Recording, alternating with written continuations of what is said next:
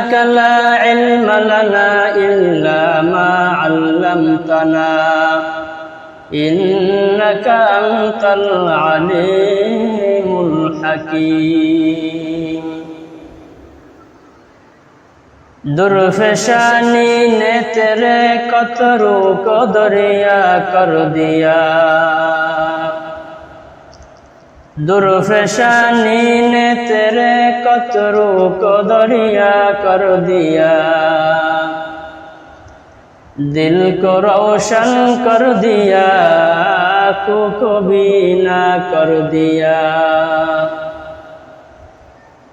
दिल को रोशन कर दिया आँखों को बीना कर दिया मुहम्मद ने आकर कुफर को मिटाया कुफर को मिटाकर सदाकत बताया बलगल उला बिकमालिही कशफत दुजा बिजमालिही हसनत जमीउ ख़िसालिही सल्लु अलैहि व आलिही। अल्हम्दुलिल्लाह আল্লাহ তাআলার দরবারে অগণিত শুকরিয়া যে মহান রব্বুল আলামিন আমাদেরকে বিগত একটি সপ্তাহ পর জুমার দিন জুমার মসজিদে আসার বসার তৌফিক দিয়েছে যেন শুকর আদায় করে বলি আলহামদুলিল্লাহ। আল্লাহ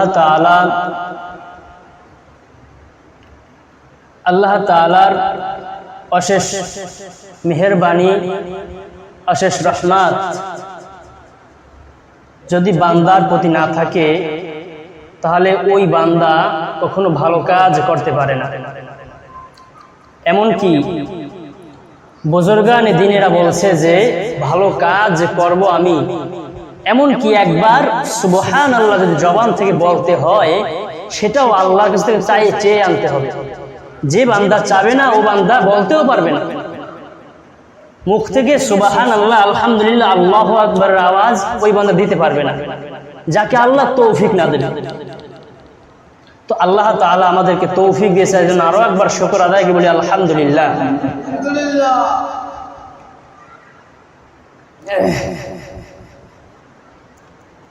দুনিয়ার জমিনে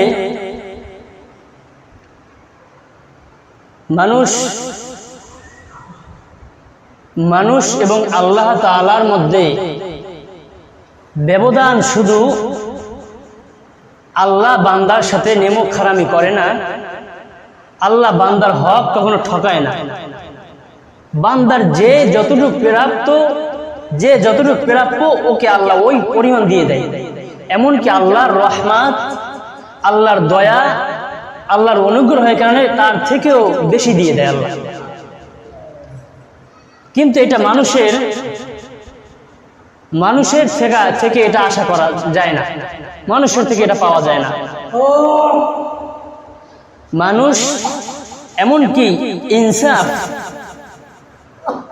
ইহসান একটা আর একটা হলো ইনসাফ।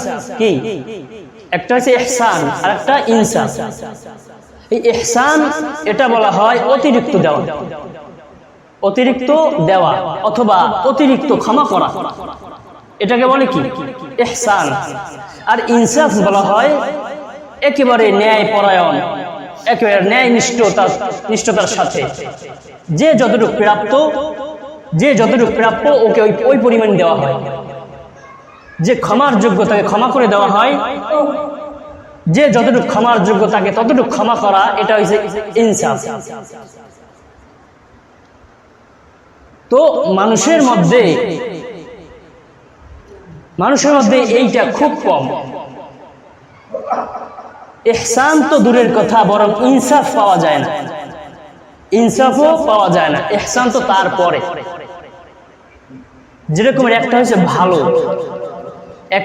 ভালো, আর ভালোর পরেও কিন্তু একটা আছে, সেটা কি বলেন? ভালোর পরে উত্তম। তেমনি ইহসান ইনসাফের পরে হচ্ছে ইহসান, কিন্তু এখন ইহসান তো দূরের কথা, বরং ইনসাফও পাওয়া যায় না। কারণ মানুষ, এটা আল্লাহ তাআলাই বলে দিছে। আল্লাহ তাআলা বলছে মানুষ, আমি আল্লাহর সাথে করে নেমুখ খারামি, আমি আল্লাহর সাথে নাফরমানি করে, তো মানুষ মানুষের সাথে করবে, এটাই তো স্বাভাবিক। দুনিয়ার জমিনে তাকাইলে দেখা যায় যে বান্দা যখন অপর এক বান্দার কাছে যায়, যাওয়ার পরে সামান্যতম প্রয়োজন হইলেও যখন যায়, যাওয়ার পরে যাওয়ার সঙ্গে সঙ্গে কিন্তু পায় না, কারণ ও মনে করে আমার প্রয়োজন না, এটা তার প্রয়োজন। আর যার যার ভালো সেই তালাশ করে, অন্যের ভালো কেউ দেখতে চায়, দেখে না। এটাই এখন হয়ে গেছে।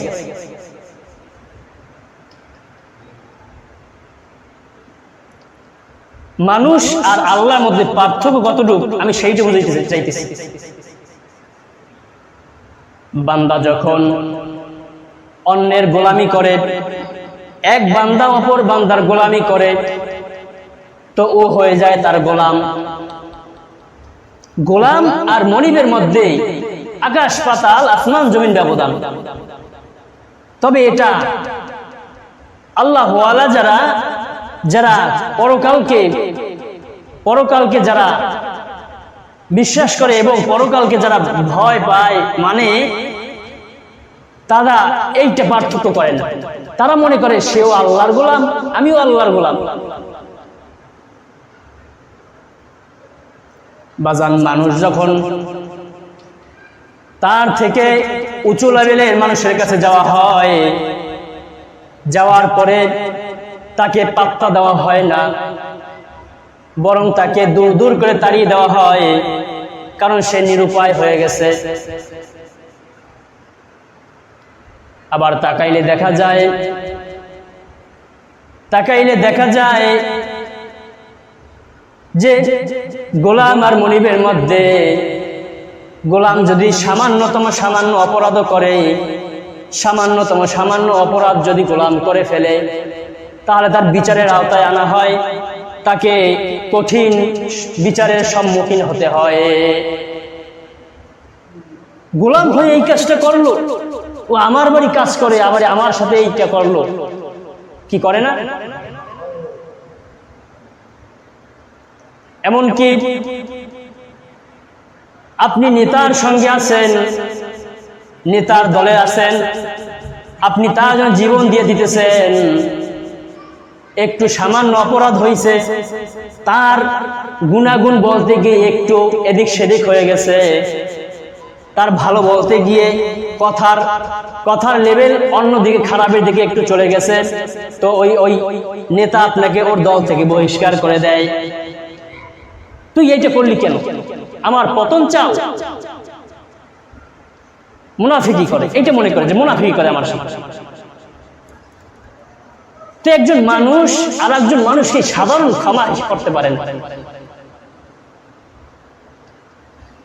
শুধু তাই না, তাকাইলে দেখা যায় কখনো নেতা তার নেত্রীর দরজায় কখনো যায় না। তার নেতা, সে পদ পেয়ে গেছে, সে নেতা হয়ে গেছে, সে মেম্বার, চেয়ারম্যান, এমপি হয়ে গেছে, অতএব আর জনগণের দরজায় গিয়ে দাঁড়াইতে হয় না, দাঁড়ায় না, প্রয়োজন বোধ মনে করে না, কারণ সে তো প্রয়োজন শেষ। আবার যখন আসবে তখন হেঁটে হেঁটে চলে আসবে দরজায়, ডাকার দরকার হবে না, তাকে দাওয়াত দিয়ে না আনা লাগবে না, এমনি এসে চলে আসবে।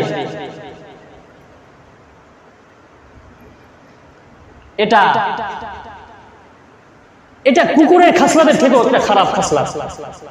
কারণ কুকুর সে মালিকের তা খেয়ে কখনো মালিককে ভোলে না, মালিকের সাপোর্ট পেয়ে মালিককে ভোলে না, ওই দরজায় পড়ে থাকে, সুবিধা অসুবিধা দেখে,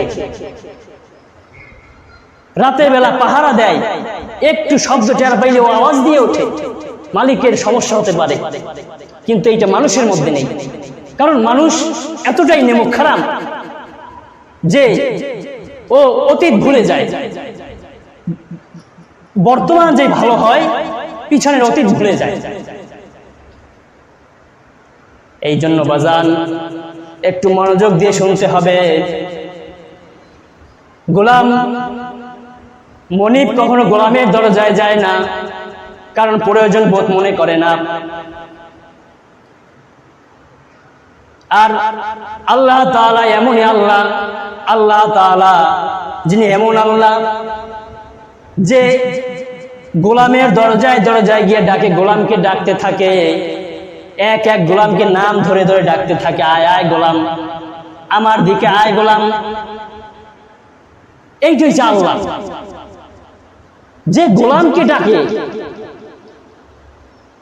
চিন্তা করছে একবার যে আল্লাহ আর বান্দার মধ্যে কতটুকু ব্যবধান।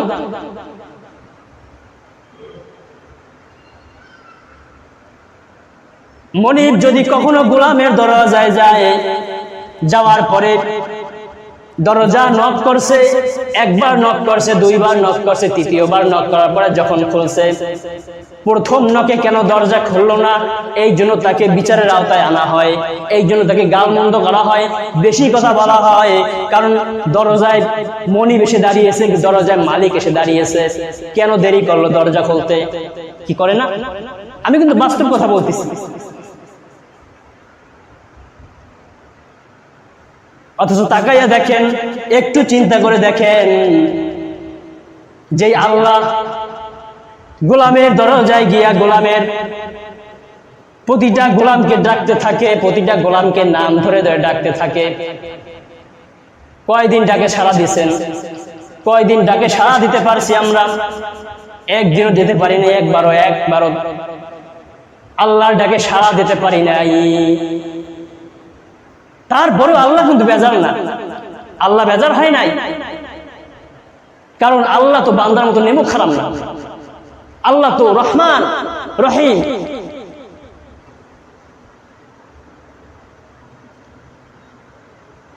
বাজান একটু চিন্তা করতে হবে, আল্লাহ তাআলা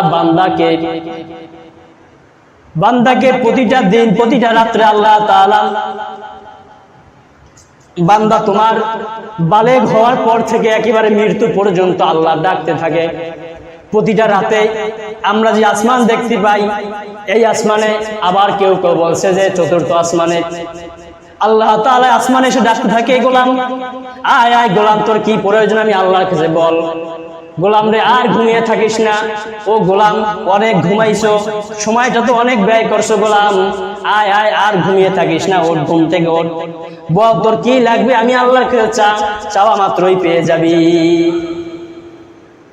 এই হইছে আল্লাহ। আর বান্দা দুনিয়ার গোলাম, দুনিয়ার মনিব, গোলামের দরজায় গিয়ে টাকা, গোলামের দরজায় পড়ে থাকলেও সে ওইটা দেখবে বা শুনবে, এটা প্রয়োজন বোধ মনে করে। এই হচ্ছে আল্লাহ আর বান্দার মধ্যে পার্থক্য।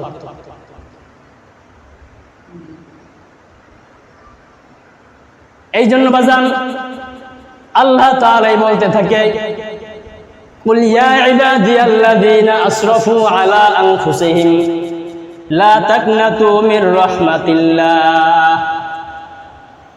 কত সুন্দর আল্লাহ বলল যে গোলাম, ও গোলাম, তোমরা যারা নিজেদের নফসের প্রতি জুলুম করেছো, নিজেদের নফসের প্রতি অন্যায় করেছো, অবিচার করেছো, অত্যাচার করেছো, নিজেদের নফসকে কষ্ট দিয়েছো, নিজেদের নফসকে মন চাই জিন্দেগি চালিয়েছো, গোলাম গোলাম রে গুনাহ করে ফেলেছো, তো খবরদার খবরদার আমার রহমত থেকে নৈরাশ হইও না। গোলাম রে খবরদার খবরদার, আমি আল্লাহর রহমত থেকে নৈরাশ হইও না।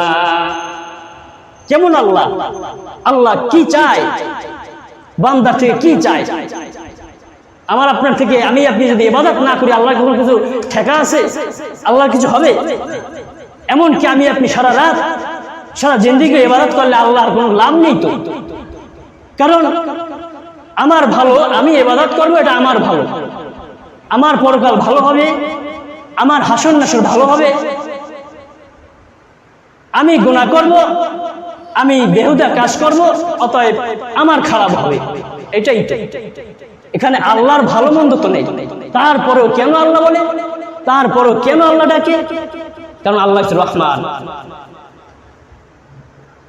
বাজান রে, শুধু তাই না, শুধু তাই না, এমনকি আল্লাহ বলতে থাকে ইন্নাল্লাহা ইয়াগফিরুয যুনুবা জামিআ। বান্দারে, তুই নৈরাশ হইস না, আমি আল্লাহর রহমত থেকে নৈরাশ হইস না। ও বান্দা, তুই কি জানো না আমি আল্লাহ গুনাহ ক্ষমাকারী, আমি আল্লাহ তোকে মাফ করনেওয়ালা, তুই কি জানো না? বান্দারে খবরদার, আমি আল্লাহ তো গুনাহ ক্ষমাকারী, অতএব নৈরাশ হবি কেন? বান্দারে, শুধু তাই না, বলে কেমন গুনাহ ক্ষমাকারী, কেমন গুনাহ ক্ষমাকারী আল্লাহ তাও বলে ইন্নাল্লাহা ইয়াগফিরুয যুনুবা জামিআ ইন্নাহু হুয়াল গফুরুর রহিম। আমি আল্লাহ রহিম। আহা বান্দারে, তুই কেন নৈরাশ হও? কেন নিজেকে ভেঙে ফেলো? কেন নিজের জীবনকে নষ্ট করতেছ? এটা কে বলে? জোরে বলতে হবে, কে বলে? এটা কোনো মানুষ বলবে?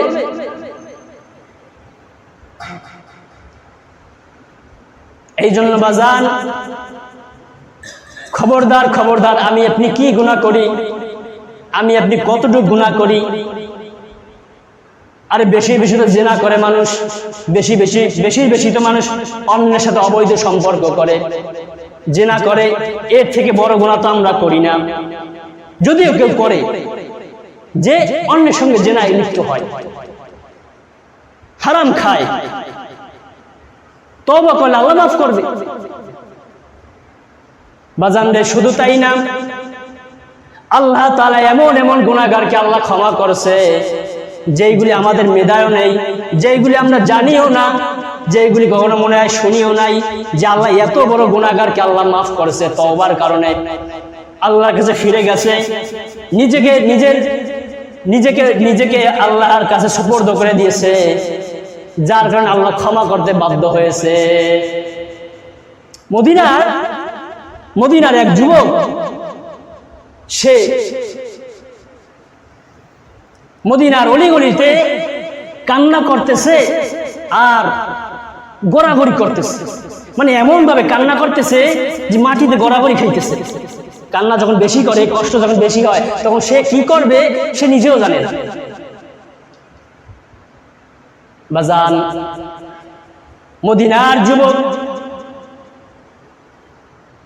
সে কান্না করতেছে, কান্নায় বিভোর হয়ে গেছে। সে জমিনের উপরে গড়াগড়ি করতেছে আর বলতেছে, হায় হায়, আমার আল্লাহ হয়তো আমাকে মাফ করবে না, আল্লাহ আমার গুনাহ ক্ষমা করবে না, আমি যে গুনাহ করেছি এই গুনাহ আল্লাহ ক্ষমা করবে না।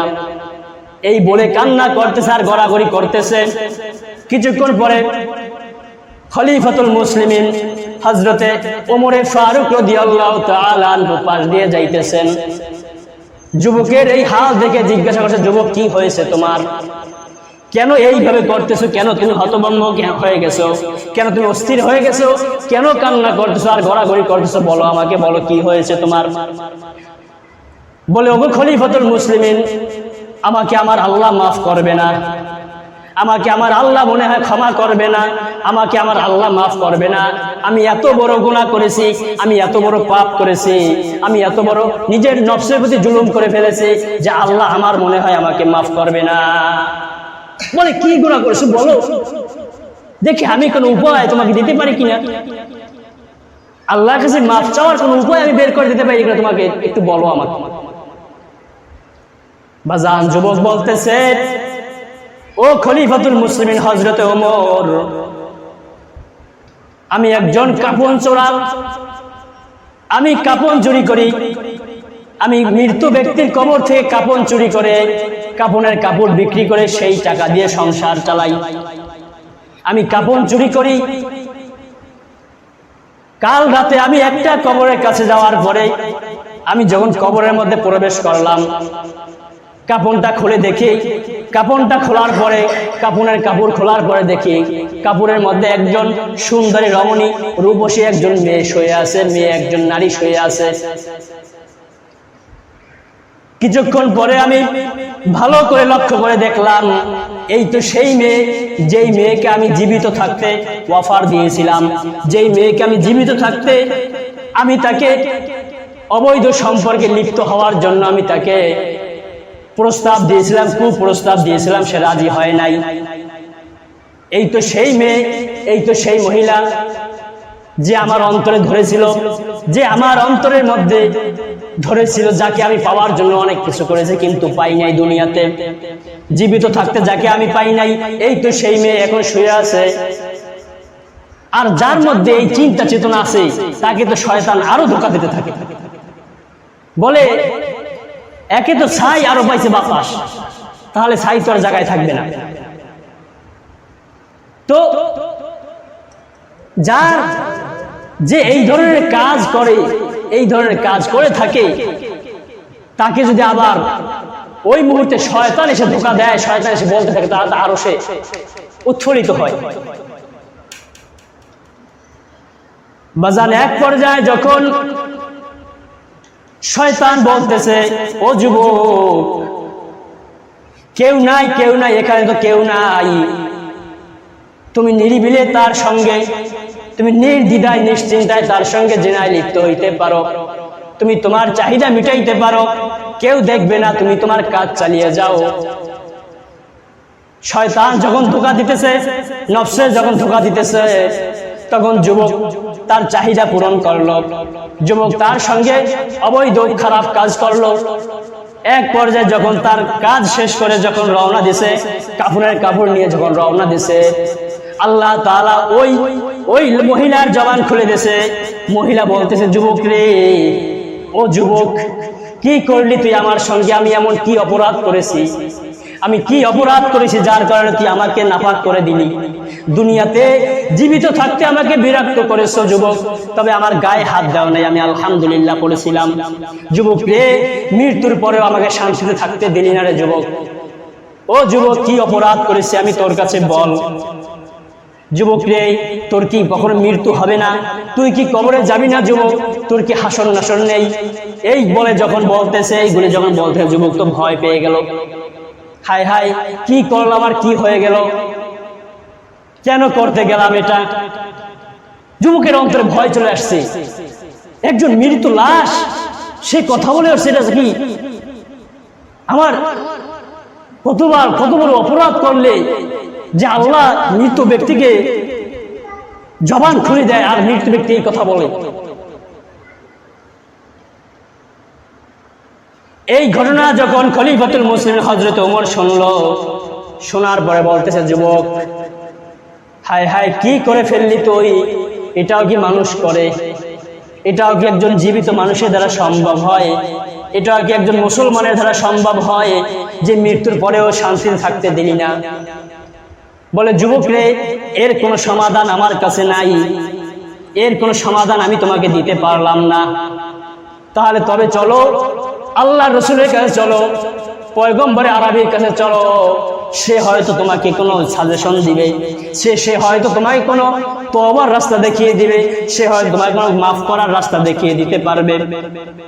যখন তাকে নবী সাল্লাল্লাহু আলাইহি ওয়াসাল্লামের কাছে নিয়ে আসলেন, আসার পরে ঘটনা বলার পরে, ঘটনা খুলে বলল।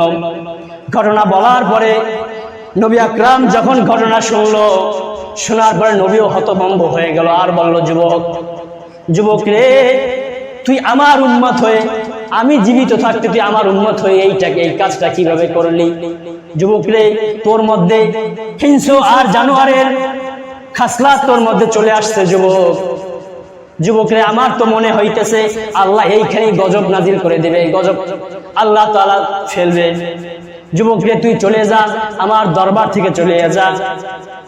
এই বলে আল্লাহ রসুল তাকে তাড়িয়ে দিল। আল্লাহ রসুল তাকে তাড়িয়ে দিছে। বাজান এক পর্যায়ে যখন যুবক নিরুপায় হয়ে গেল, যুবকের কোনো কুল কিনারা নাই, কোথায় যাবে, কি করবে, ওর কোনো দিশা নাই। কারণ যুবকের চিন্তা, আমি আল্লাহর কাছে ক্ষমা চাইতে হবে, আল্লাহর কাছে ক্ষমা পাইতে হবে। কারণ যেই গুনাহ করেছি, এই গুনাহ যদি আল্লাহ মাফ না করে, আমার অবস্থা কি হবে? এই বলে তার আর খাওয়া দাওয়া বন্ধ হয়ে গেছে, সে হাঁটতে হাঁটতে মরুভূমির মধ্যে চলে গেছে। এভাবে কয়েকদিন যাওয়ার পরে কয়েকদিন যাওয়ার পরে যুবক না খেয়ে ক্লান্ত হয়ে গেছে, গায়ে জ্বর চলে আসছে, যুবকের গায়ে জ্বর চলে আসছে। এক পর্যায়ে যখন অসুস্থ হয়ে পড়েছে, যুবক বড় অসুস্থ হয়ে পড়ার কারণে মৃত্যুর শয্যায় সজ্জিত হয়ে গেছে। যুবক আল্লাহকে একটা ডাক দিয়ে বলে, আল্লাহ, ওগো আল্লাহ, আমাকে তোমার বন্ধু আল্লাহর রাসূল, ওগো আল্লাহ, তোমার বন্ধু তো তাড়িয়ে দিয়েছে আমাকে, তোমার বন্ধু আমাকে তাড়িয়ে দিয়েছে, আমার যাওয়ার আর কোনো জায়গা নেই। আল্লাহ, ওগো আল্লাহ, ভুল তো করে ফেলেছি, গুনাহ তো অন্যায় তো করে ফেলেছি, আল্লাহ কি করব, আল্লাহ মাফ করে দাও। আল্লাহ রে, আমার এখন এমন অবস্থা যে আমার অসুস্থর সময় এক গ্লাস পানি কেউ দিবে এরকম মানুষ নেই, মা বাবা নেই, স্ত্রী বাল বাচ্চা আমার কাছে নেই, এমনকি আল্লাহ রসুল আমাকে তাড়িয়ে দিয়েছে। আল্লাহ, আমি কি করব? ওগো আল্লাহ, ভুল করে ফেলেছি, আমাকে মাফ করে দাও আল্লাহ। মৃত্যুর আগে এমন ভাবে কান্নাকাটি আর তওবা করলো, যার কারণে আল্লাহ তাআলা ওই ব্যক্তিকে মাফ করে দিয়েছে। আল্লাহ তাআলা ওই ব্যক্তিকে মাফ করে দিয়েছে। এজন্য বাজান, আমি আপনি কি গুনাহ করেছি বাজান, আর গুনার পথে যাব না, তওবা করি, তওবা করি, একটু আল্লাহকে আল্লাহ বলে ডাক দিয়ে তওবা করব। কারণ বাজান, তওবার বিকল্প আর গুনাহ মাফ করার আর কোনো রাস্তা নাই। তওবার মতো তওবা যদি করতে পারি তাহলে আল্লাহ মাফ করে দিবেন। যুবক রে, রাত্র 2টা-3টার সময় তার গার্লফ্রেন্ড ফোন দিয়েছে, তার বান্ধবী তাকে ফোন দিয়েছে, ফোনটা ধরতে পারে নাই, কারণ সারাদিন ক্লান্ত, সারাদিন কাজ করছে, পরিশ্রম করছে, ঘুমিয়ে পড়েছে। তার বান্ধবীর ফোনটা ধরতে পারে নাই, একবার দেশে, দুইবার দেশে, তিনবার ধরতে পারে নাই। কিছুক্ষণ পরে ঘুম ভাঙার পরে দেখে, হায় হায়, আমার প্রিয়তমা তো ফোন দিয়েছে আমাকে। রাত্র 3টা-4টার সময় ফোন দিয়ে তার সঙ্গে কথা বলে রাগ করেছে। কি করছে? রাগ করেছে। রাগ ভাঙানোর জন্য বলে সোনা ময়না পাখি আরো কত কিছু বলে, রাগ ভাঙায়। বাজান, একটু চিন্তা করেন যে